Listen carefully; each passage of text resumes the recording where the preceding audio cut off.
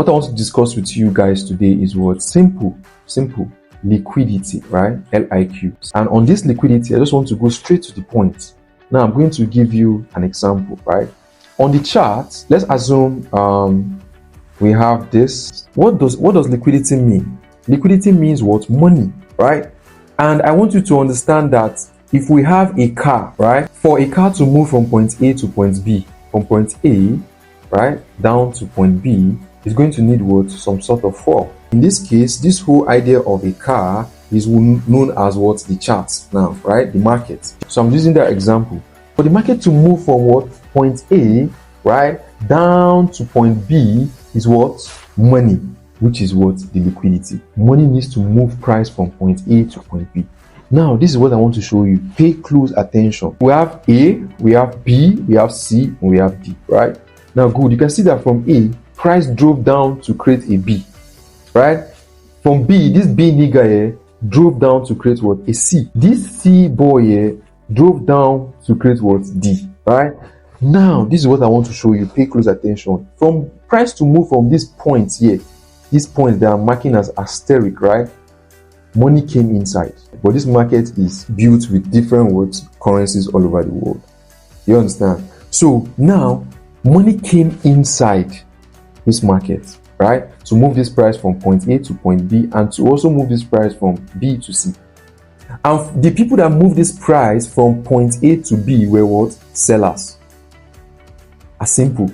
Does it make sense now? I'm here to summarize this whole thing for you. You understand? Now, the people that are what? Move this price from B to C are what? Buyers. You understand? It means at some time the sellers were taking over, then we had this push, and then buyers came in to correct that price. Do you understand? Now, this is what I want you to know. Now, the money sitting here, the money that came into this market at this A region to push price to B is still very much available. What price is actually doing is taking money from one point and dropping it off at some point, and then either coming back in future to take that money again to fuel another move to another point. It's as simple as that. You understand? So now this money is still available, right? So let's give this A mark. The money, let's assume now from this A we are now at B, right? The money at B was what? Still available. Do you understand? Okay, wait. Let me just delete this. Let me delete this whole thing. So it's going to be more clearer now. Yes, it's going to be more clearer now.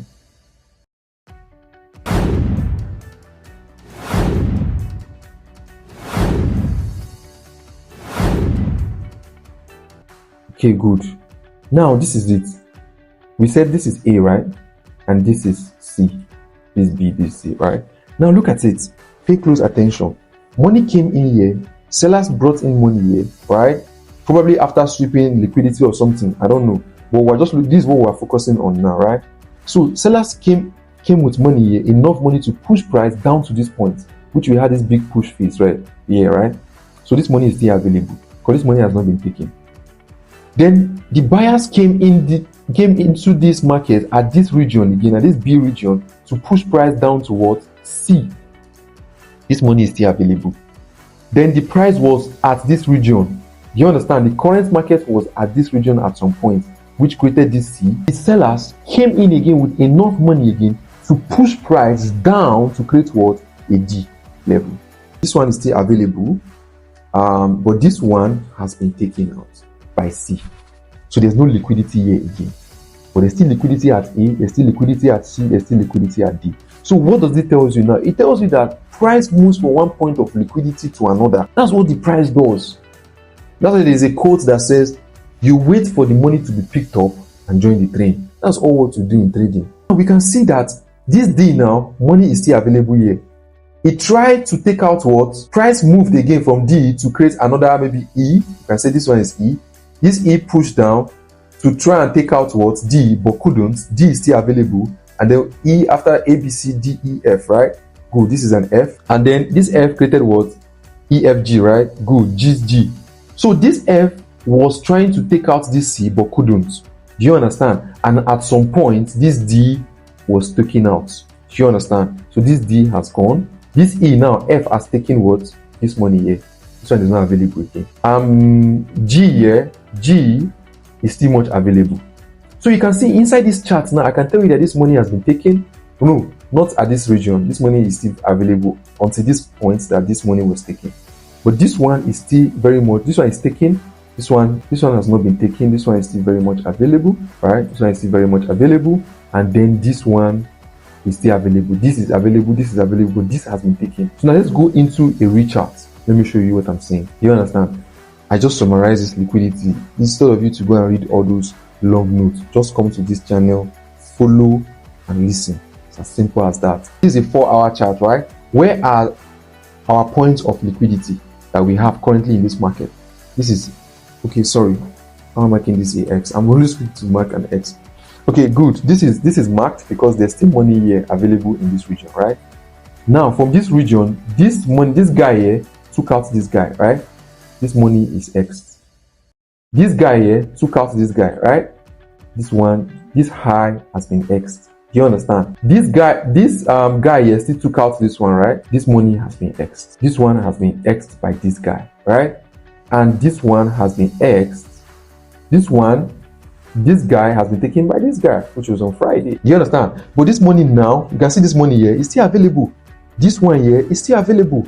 This money here is still available. This guy has been taken already. Do you understand? So this now, for this current chart on the 4-hour now, you can tell yourself that this is the liquidity point that is available. This is available. This is available. This is available, and this is available. 1, 2, 3, 4. So in your own understanding now, where do you think price will likely go for? Because you know that price just took out this liquidity and is going to come down for another liquidity, which he has done. He has taken this one. So from here, we might reverse to go and take this guy, or possibly come and take this guy before even reversing. As simple as that. So from understanding that simple concept I just analyzed on the chart, you can use that simple concept to know which liquidity is available so that you don't target the wrong liquidity. Please don't get me wrong. Even with this knowledge, you will still collect loss. Loss is inevitable. My October was very, very bad, and I didn't want to get messed up, so I stopped trading, which is my normal plan. If I take 4 losses in a row, I stop trading for that month, and which I did, and I'm very happy. So this is it. Grab. So this money, this guy here has been taken already. You see, this one is X. So you don't need to be target. So if you want to target now, this liquidity is good to target. Probably this market is still in the buy. If you go on the daily, it's still bullish, right? Maybe probably it's still bullish on the daily. So this liquidity is a good target. But if price wants to go and target this liquidity, price can actually create a liquidity again, which is going to push up a little, sweep it before moving. Right? If it doesn't do that, it's going to come to this guy and take off. So one liquidity to one liquidity, one liquidity to one liquidity. Peace.